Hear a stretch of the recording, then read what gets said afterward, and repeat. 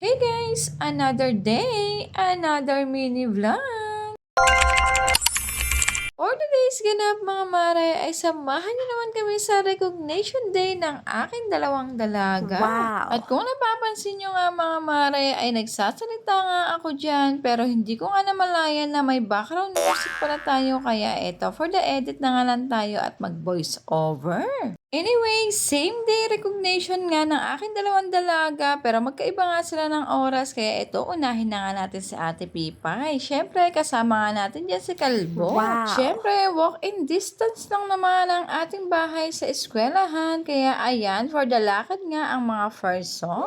At grabe naman talaga mga mare, napakabilis talaga ng panahon. Kailan lang ay pasukan at ngayon mag-graduation day na. At eto nga mga mare, i-flex ko nga muna sa inyo itong eskwelahan ng aking mga dalaga. O di ba hindi mo aakalain na nasa public school ka. Wow! Dahil sa sobrang lawak at ganda nga ng eskwelahan na to. At fast forward nga ng ilang minuto natin paglalakad ay nakarating na nga tayo dito sa classroom ni Ate Pipay. Ilang minuto Wow! nga rin tayo nag-antay dyan bago nga magsimula itong recognition day nila. Dito nga lang yan ginanap sa classroom mga mare. Paano ba naman kakatapos lang ng bagyo? At bago nga mag-start ang program mga mare ay nag-perform nga muna itong tatlong magagandang dalaga. Wow! Enough ko na nga yung music dyan mga mare at baka nga makapiright tayo at bahala na nga kayo mag-isip ko ano nga sinasayaw nila. Charis. At pagkatapos nga sumayaw ng mga estudyante, etong si ma'am ay nag-start na nga rin ng program. At grabe talaga mga mare yung saya ng mga magulang lalo na pag nakikita mo yung mga anak mo na may mga ganitong award. Hindi ko na nga nabidyohan lahat ng kaganapan pero congratulations